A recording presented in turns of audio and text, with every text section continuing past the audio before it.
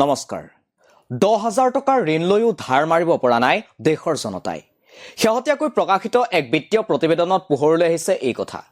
মূল্যবৃদ্ধি নিবনুৱা সমস্যাই জনসাধাৰণক জুৰুলা কৰা সময়ত প্ৰকাশ পোৱা এই প্ৰতিবেদনে নিম্ন মধ্যবিত্ত শ্ৰেণীৰ প্ৰকৃত অৱস্থা উদঙাই দিছে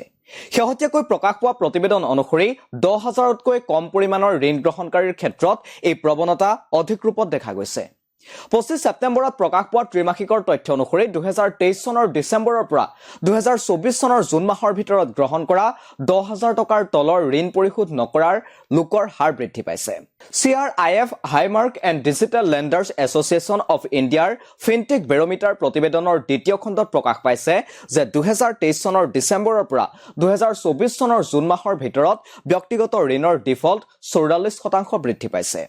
মন কৰিবলগীয়া যে ক্ষুদ্ৰ ঋণ প্ৰদানৰ ক্ষেত্ৰত বিভিন্ন NBFC প্ৰতিষ্ঠানে অগ্ৰণী ভূমিকা গ্ৰহণ কৰি আহিছে সাধাৰণতে 10,000 টকাৰ তলৰ ঋণ বেংকসমূহে প্ৰদান নকৰে কিন্তু নন বেংকিং ফাইনেন্সিয়েল কোম্পানীসমূহে গ্ৰাহকক সহজেই অতি কম পৰিমাণৰ ঋণো প্ৰদান কৰে এনে ঋণ গ্ৰহণৰ ক্ষেত্ৰত উপভোক্তাৰ আটাইতকৈ ডাঙৰ সুবিধা হৈছে যে তেওঁলোকে অতি সহজেই ঘৰতে বহি মোবাইলৰ যোগেদি ঋণৰ বাবে আবেদন কৰিব পাৰে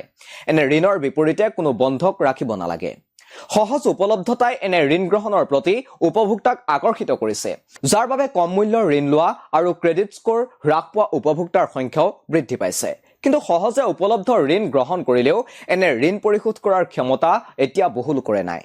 উল্লেখ্য যে প্ৰধানমন্ত্ৰী নৰেন্দ্ৰ মোদীয়ে হঠাতে ঘোষণা কৰা বিমুদ্ৰাকৰণ আৰু পৰৱৰ্তী সময়ত প্ৰৱৰ্তন কৰা GSTৰ ফলশ্ৰুতিত বহু নিম্ন মধ্যবিত্ত শ্ৰেণীৰ লোক অৰ্থনৈতিকভাৱে ভাগি পৰাৰ অভিযোগ বিৰুদ্ধে উত্থাপন কৰি আহিছে কেৱল ইয়াই নহয় কৰোনা ভাইৰাছৰ বাবে চৰকাৰে জাপি দিয়া অপৰিকল্পিত লকডাউনৰ ফলতো বহু দুখীয়া আৰু মধ্যবিত্ত শ্ৰেণীৰ লোকৰ ক্ষতিগ্ৰস্ত হ'ল দেশত নিবনুৱাৰ হাৰ চৰম সীমাত উপনীত হ'ল দিনে দিনে বৃদ্ধি পোৱা অত্যাৱশ্যকীয় সামগ্ৰীৰ মূল্য বৃদ্ধিত দুখীয়া মধ্যবিত্তৰ পকেট খালী হৈ পৰিল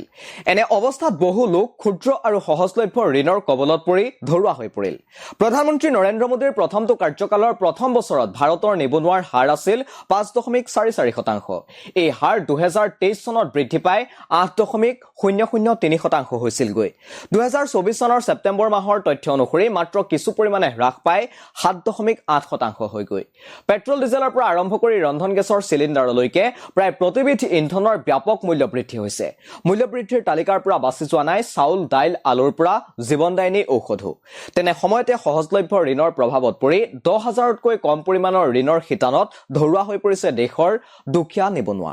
এয়া এক ভয়াৱহ অৰ্থনৈতিক সংকটৰ ইংগিত নহয়নে আপোনালোকে চাই আছিল দি ক্ৰছ কাৰেণ্ট আৰু ইয়াৰ লগে লগে ষ্টুডিঅ'ৰ মজিয়াৰ পৰা মই অৰিন্দম বুঢ়াগোহাঁই বিদায় লৈছো ধন্যবাদ